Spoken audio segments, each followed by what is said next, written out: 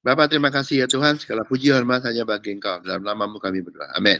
Tanda Yunus. Ya, Matius 16. Nih. Kemudian datanglah orang-orang Farisi dan Saduki hendak mencobai Yesus. Mereka meminta supaya ia memperlihatkan suatu tanda dari surga kepada mereka. Jadi mintanya tanda dari surga. Mujizat. Atau apalah gitu ya. Benar nggak? Tapi jawab Yesus, pada petang hari, karena langit merah, kamu berkata hari akan cerah. Dan pada pagi hari, karena langit merah dan redup, kayak gelap gitu ya, kamu berkata hari buruk. Rupa-rupa langit kamu tahu membedakannya. Tetapi tanda-tanda zaman tidak. Ya toh? Oke. Nanti baru kita lihat ya, ayat per ayat. Ya, jadi kamu baca ayat ini, kamu ngerti nggak? Sebenarnya benar gitu. Gue cuma bantuin bikin ngerti. Saya bukan penulis ayat. Saya nggak pakai ilmu khotbah atau ilmu sihir mengkhotbah. Gue nggak pakai. Wajahnya baca. Saya pakainya ilmu SD, membaca dan menulis. Ya dah ya. Baca. Kalau gue salah ejaan, ya lu baca sendiri gitu loh. Ya. Kan langsung. Gitu. Ada ayatnya tuh, Matius 16 ayat 4. Ini copy paste. Bukan saya ngetik. Ngerti ya copy paste? Angkatan yang jahat dan tidak setia ini menuntut suatu tanda, tapi kepada mereka tidak akan diberikan tanda selain tanda Nabi Yunus. Dikasih tanda. Lalu Yesus meninggalkan mereka dan pergi. Hanya dikasih satu tanda. Tanda Nabi Yunus. Ya, dari Yesus. Banyak orang minta tanda-tanda loh. Mau kawin minta tanda. Mau jalan keluar minta tanda. Mau apa aja minta tanda. Ya, terutama yang di Pentakosta, yang di karismatik. Waduh, minta tanda terus. Ya, tapi kalau dari Bible, nah itu logos, saya cuma bacain kepada mereka tidak akan diberikan tanda selain tanda Nabi Yunus. Ya, pada waktu murid-murid Yesus menyeberang danau, mereka lupa bawa roti. Yesus berkata kepada mereka, berjaga-jagalah dan waspadalah terhadap ragi orang Farisi dan Saduki. Lihat ya, ayatnya lucu ya. Ya, nulisnya. Matius loh. Lupa bawa roti. Terus Yesusnya bilang jaga-jaga terhadap Farisi dan Saduki. Urusannya apa ya? Hah? Orang mudeng ya? Hah? Nah itu tugas saya murid. Untuk ngajarin supaya ngerti. Gitu loh. Tapi nggak ganti. Lihat tulisannya ayat kayak begini. Tapi lu pikir, nanti lihat. Ayat 7. Maka mereka berpikir-pikir dan seorang berkata kepada yang lain. Ini pikir ya, muridnya mikir. Bukan pakai revelation ya. Bukan pakai hati Tuhan. Pakai otak. Otak siapa? Otak dia sendiri. Dan seorang berkata pada yang lain, itu dikatakannya karena kita tidak membawa roti. Ini pakai ilmu tafsir. Tahu nggak? Ilmu tafsir. Kalau di teologi namanya hermeneutika. Ya toh, ilmu tafsir. Kenapa ya Yesus bilang jaga-jaga terhadap Farisi dan Saduki? Wah, pakai ilmu tafsir, pakai otak. Terus hari nggak ada ya. Wah, gua pernah bilang, gak boleh pakai otak. Itu maksudnya nggak boleh pakai ilmu tafsir gitu loh. Ya udahlah.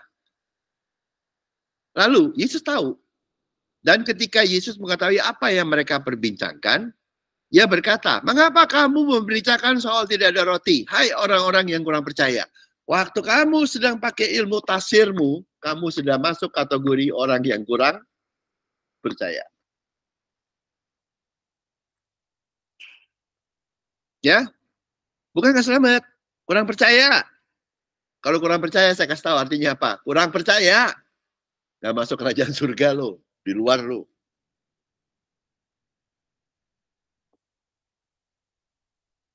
Dan bukan murid sebenarnya. Ayat 9. Belum juga kamu mengerti. No. Belum ngerti. Artinya muridnya lagi belajar belum lulus. Tahu nggak? Kalau belum ngerti. Pernah nggak di sekolah belum ngerti? Diajarin? Nggak. Lu pintar apa bodoh di sekolah? Akal lu berapa? Diajarin gurunya langsung ngerti atau belum ngerti? Nah, belum ngerti, nggak apa-apa. Nanti yang ngerti belakangan, gitu loh. Ngerti nggak? Belum lulus, toh.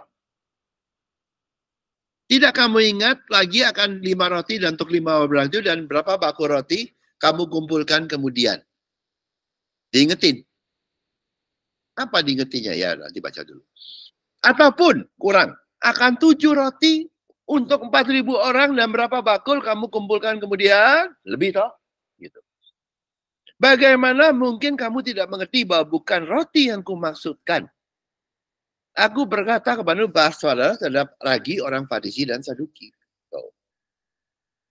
Ketika itu barulah mereka mengerti bahwa bukan maksudnya supaya mereka waspada terhadap ragi roti, melainkan terhadap ajaran orang Farisi dan Saduki. Nah, oke ya, sekarang kita lihat satu-satu. Bacain ayatnya satu-satu. Ini ya, minta tanda-tanda. Farisi dan Saduki. Sampai hari ini orang Israel, orang agamawi, selalu suka tanda-tanda. Ya, benar nggak? Pokoknya kalau kamu ketemu sinode, aliran, gereja, doktrin yang suka pakai tanda-tanda, kamu sedang ketemu sama orang yang orang agamawi sukanya tanda-tanda. Karena apa? Wah, ini orang kudus, ini orang sufi, ini orang kudus, ini orang lebih hebat dari yang lain tuh gitu tuh. Ya, minta tanda-tanda. Ya nggak apa-apa, tapi Tuhan tetap baik. Dia bilang, oke, tanda, oke, tanda. Ya, tapi dibilangin dulu sama Tuhan. Ya, orang agama itu ngerti bedain cuaca. Maksudnya apa? Hal-hal duniawi jago dia.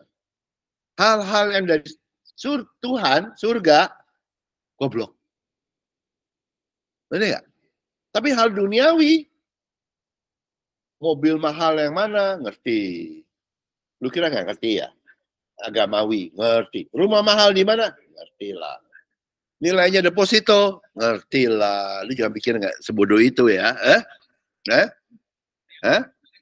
Investasi saham, ngerti lah. Lu kira sebodoh itu. Tapi rugi. Bener loh, gue bilangin lu.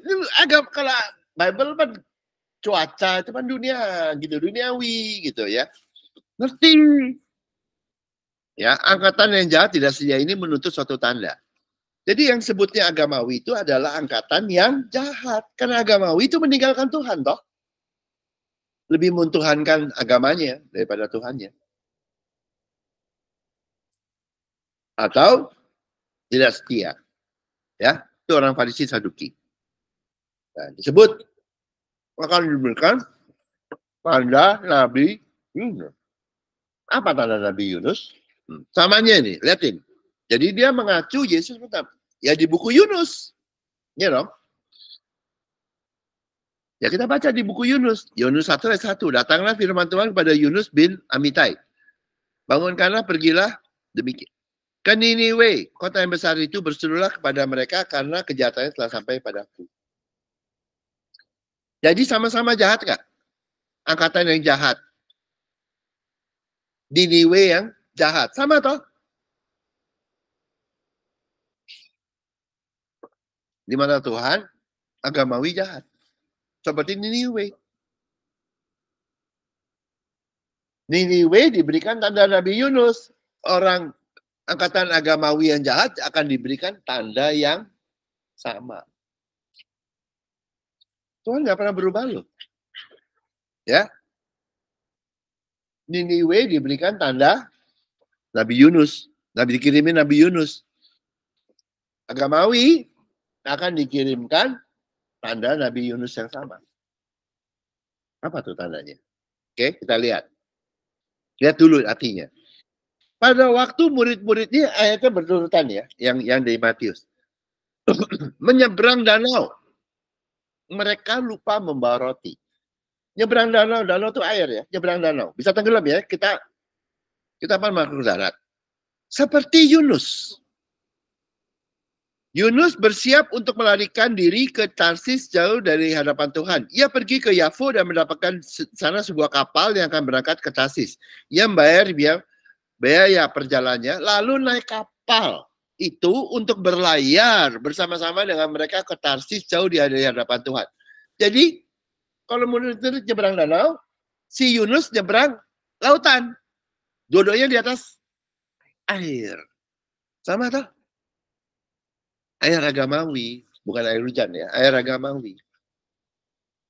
Oke? Nah, waktu itu disebutin murid-murid, mereka lupa bawa roti. Masalah dong, nggak ada makanan. Ya, nggak ada makanan di atas danau, di atas air. Seperti juga Yunus. Tuhan menurunkan angin ribut ke laut dan terjadilah badai besar. Masalah terjadi waktu nyebrang air.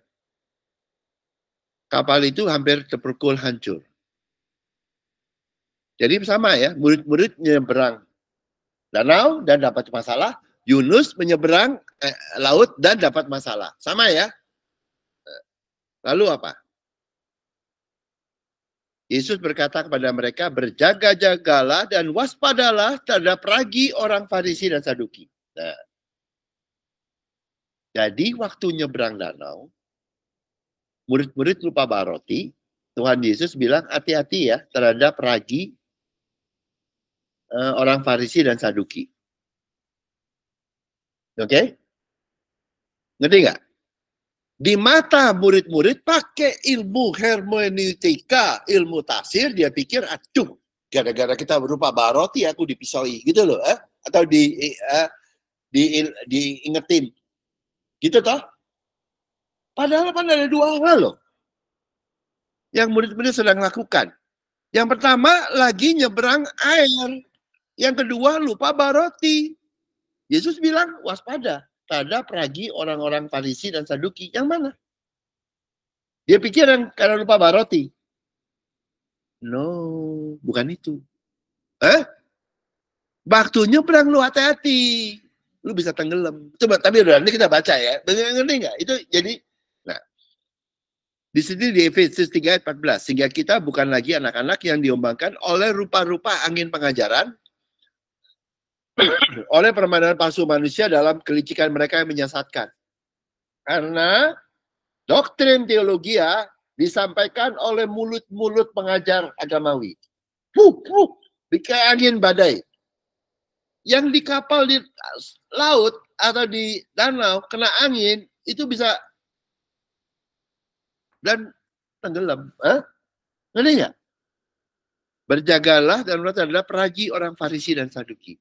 Orang Farisi dan Saduki itu yang paling bahaya apa? Mulutnya, khotbahnya, pengajarannya. Gede ya? Oke, kita lihat lagi. Yunus apa yang terjadi?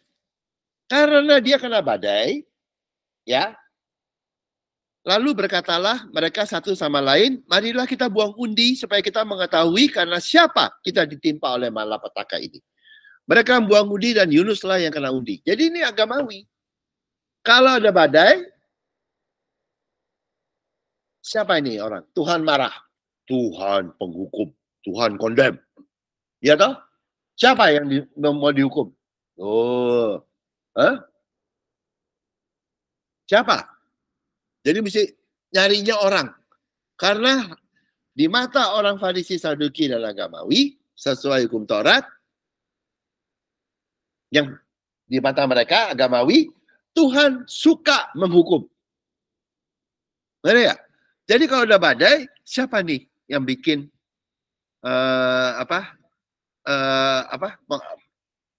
penyebabnya? Ya. Jadi pikiran agamawi malapetaka terjadi karena Tuhan marah terhadap seorang yang berdosa. Gusti Allah boten sare, nggak tidur, ngawasin yang salah gua hukum lo, kan begitu? Cuman agamawi pikirannya gitu. Kamu susah, dosa apa ya? Tuh, ayo buka, ngaku, tuh, benar nggak di gereja? Tinggal di sini, ngaku, lu dosa apa ya? Kesembunyi ya, makanya lu susah ya, lu kurang bayar perpuluhan ya, ya. Lu nunggak ya, atau lu kurang memberi ya, atau lu kurang janji apa gitu ya. Lo. Sehingga kamu dapat malapetaka. Itu kan pikiran agamawi. Ya toh? Apa Tuhan begitu? Kita lihat. Ya.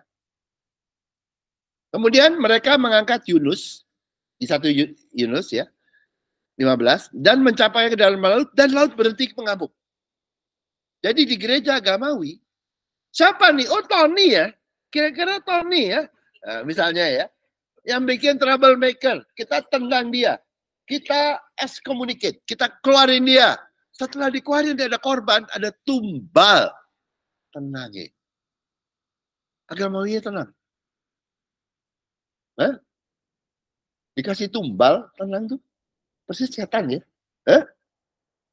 Lu betul loh. Coba ya. Kalau udah berantem. Ini yang salah, terus satu orang nih yang salah nih, ini nih. Katanya dia yang kurang setia. Dia dipecat. Habis itu tenang. Ada tumbalnya. Eh? Kalau di sini tumbalnya Yunus. Dia pikir Tuhan begitu. Tahu nggak? Dikasih sesajen berupa Yunus, ya. Habis itu Tuhannya diem. Agamawi kan begitu. Dikasih korban, namanya Yunus, dibuang ke laut supaya Tuhan tenang, nggak ngambek lagi. Itu agamawi.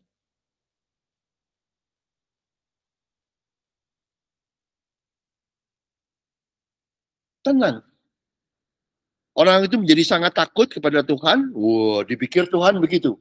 Butuh sesajen. Ada yang salah, mesti dimatiin. Orang itu jadi sesajen, korban, baru tenang.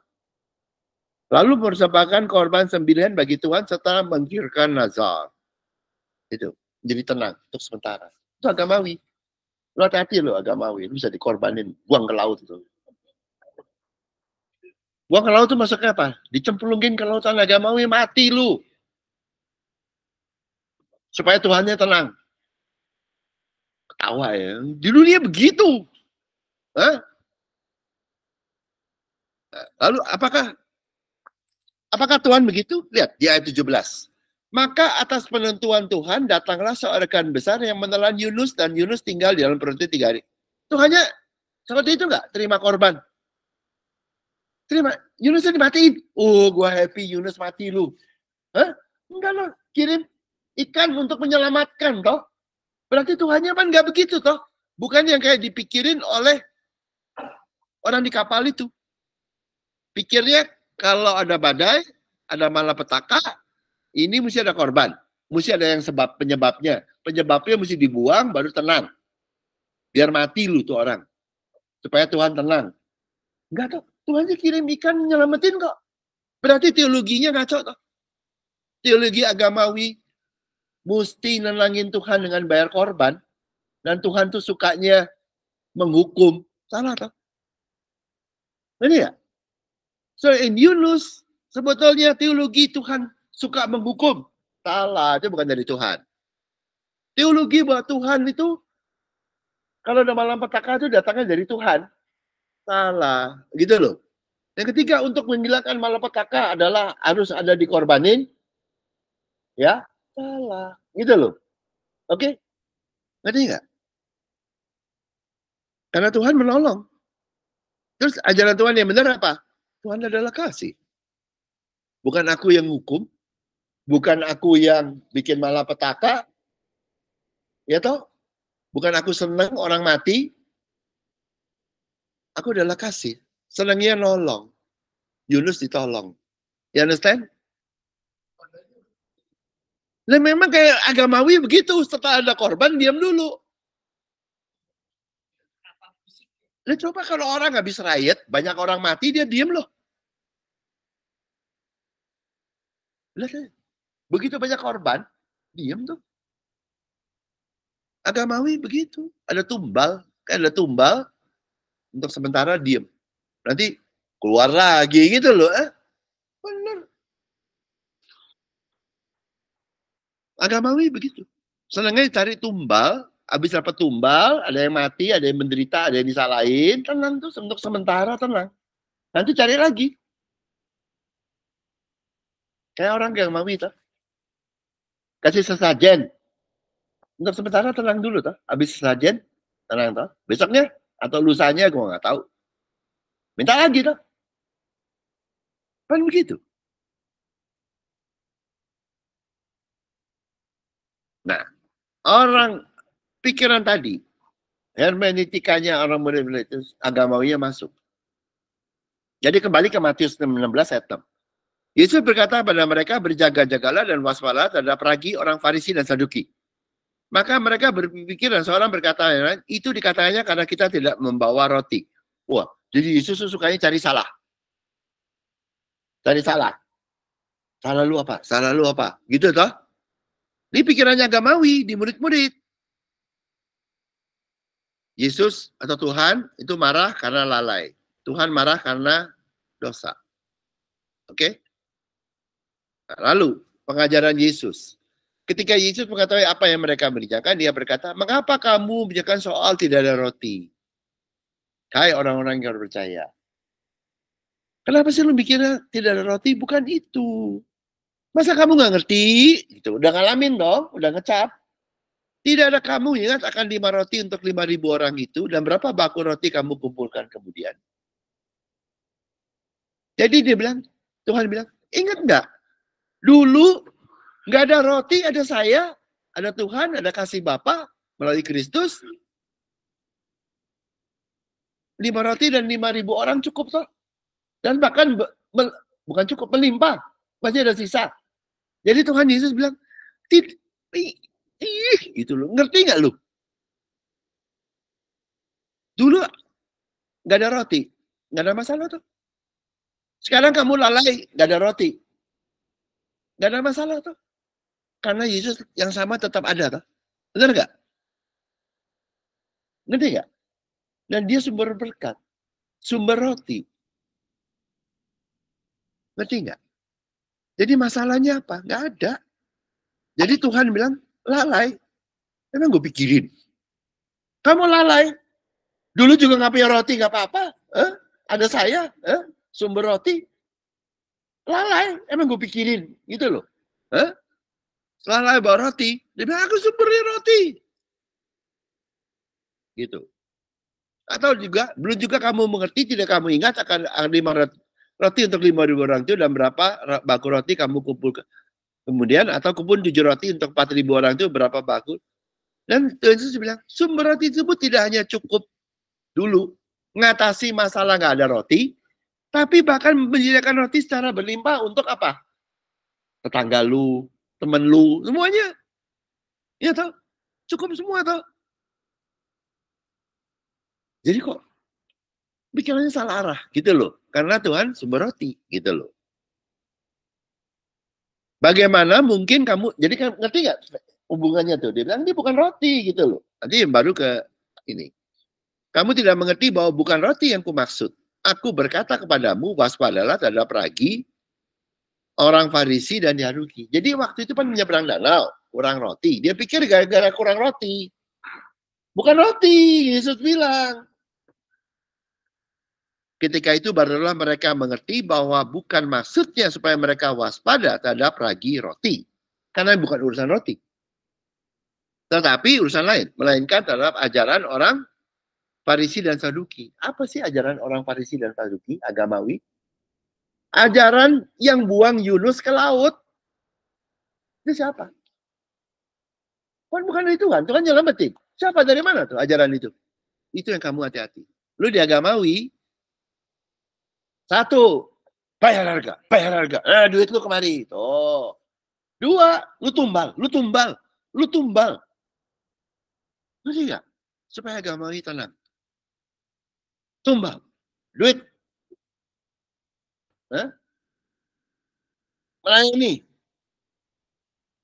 Istri lu juga melayani. Anak lu juga. Cucu lu juga. Rumah. Buah sulung. Apalagi lu. Tumbal lu. Itu maksudnya itu loh. Sampai lu tenggelam di dalam lautan agama ini seperti Yunus. Kalau mati, ya salah lu sendiri. Kenapa lu mati? Ngerti ya? Itu kayak itu. Itu maksudnya. Lengkap ya? Waktu jadi bayangin danau, waktu kamu berada di atas ajaran agamawi, yang kayak gitu, apa lautan agamawi, ya lu hati-hati. Lu bisa dicemplungin, dikorbanin. Wanita. Habis itu, lu mati, ya udah mati. Satu jemaat hilang, apa-apa. Tak ada yang lain. Ngerti kan maksudnya? Farisi dan Saduki itu, ajaran itu. Itu yang maksudnya bilang hati-hati. Ngerti nggak? Jadi pengajaran Yesus ke murid, kasih Tuhan itu lebih besar dari kelalaian membawa roti. Kasih Tuhan yang adalah sumber roti, tidak hanya cukup untuk mengatasi kekurangan roti. Iya loh? Kan yang baru ini nggak ada roti. Nggak apa-apa. Tapi juga mampu menyediakan roti tersebut berlimpah dan cukup untuk orang lain. Itu maksudnya. Ya. Lalu tanda Nabi Yunus itu apa? Waktu Yunus mau nonton di itu kan apa Tuhan kan nggak hancurin. Kenapa nggak dihancurin Niniwe? Ya toh, Niniwe-nya akhirnya menerima Tuhan. Yunus kan pengen ngancurin toh. Terus duduk, terus ada pohon nutupin apa? Nggak supaya dia teduh satu hari. Terus pohonnya mati kering. Jadi panas lagi. Yunusnya marah-marah. Tuhannya bilang, kamu sayang sama pohon itu apa tanaman yang merayap tadi, padahal kamu nggak tanam. Tuhan bilang, saya apa nih yang menciptakan orang Niniwe? Kamu tanaman itu aja yang kamu nggak tanam, kamu sayang, apalagi saya yang menciptakan orang Niniwe. Di Yunus 3 ayat 11, bagaimana tidak aku akan sayang kepada Niniwe, kota yang besar itu, yang berpenduduk lebih dari 120.000 orang, yang semuanya tak tahu membedakan tangan kanan dari tangan kiri dengan ternaknya yang banyak. Jadi kasih Tuhan tidak hanya cukup untuk mengampuni Niniwe. Tadi emang beritanya mau dihukum. Tetapi aku akan sayang. Tapi juga akan berlimpah untuk Tuhan, bukan hanya mengampuni, untuk mengasihi Niniwe. Itulah tanda Yunus. Jadi inilah pengajaran tentang tanda Yunus. Kasih Tuhan lebih besar dari dosa Niniwe. Kalau agamawi, lu dosa, buat bikin lu tumbal. Lu nggak dosa, tetap gue tumbalin lu, gitu loh. Ngerti nggak? Tapi kalau pengajaran ini tanda Yunus, kasih Tuhan lebih besar dari dosa Niniwe. Kasih Tuhan tidak hanya cukup untuk mengampuni dosa, tapi juga berlimpah untuk Tuhan dapat memberkati. That is tanda Nabi Yunus. Kasih Tuhan berlimpah. Makanya sebutnya roti. Bukannya cukup untuk menutupi kelalaianmu untuk membawa roti, tapi bisa bahkan cukup untuk memberkati orang lain. Gitu loh. Sama Niniwe, bukan hanya cukup untuk mengampuni dosa Niniwe, tapi juga untuk mengasihi dan memberkati Niniwe. Itulah tanda Nabi Yunus. Termasuk orang agamawi.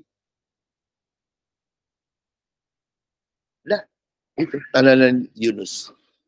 Jadi ini jawaban Tuhan kepada angkatan yang jahat dan tidak setia agamawi adalah, aku bukan yang kamu ajarin. Tukang hukum, tukang benci orang, tukang begini. Tanda saya adalah saya tetap sayang terhadap orang berdosa. Termasuk engkau, angkatan yang jahat, agamawi yang tidak setia itu. Termasuk kamu. Kasihku cukup untuk mengampunimu. Dan untuk mengasihimu kalau kamu mau. Itu tanda Nabi Yunus. Hanya satu tanda diberikan. Ini enggak? Jadi Tuhan bilang kepada orang agamawi, aku bukan yang seperti kamu ajarin. Tukang benci, tukang menghukum. Tapi aku bahkan Kasihku itu begitu besar, cukup besar untuk mengampuni kamu yang paling jahat itu, orang agamawi. Gitu loh. Dan juga untuk mengasihimu. Kamu yang paling jahat itu. Seperti ini. Kalau kamu mau. That's it. Itu adalah Nabi Yunus. Baik nggak Tuhan? Baik toh? Pada orang-orang teologi yang paling kepala batu yang gini Tuhan bilang, aku nggak kayak gitu loh. Tapi aku tetap sayang kamu dan cukup untuk mengampunimu di atas dosa teologiamu. Dan bahkan untuk mengasihimu. Kalau kamu mau. Udah gitu aja. Seperti Niwe kan menerima. Menerima, nggak nolak. Oke, udah ya. Yuk kita tutup. Bapak terima kasih ya Tuhan karena kebaikan-Mu, pertolongan-Mu yang selalu setia pada kami. Terima kasih Tuhan dalam nama-Mu kami berdoa. Amin.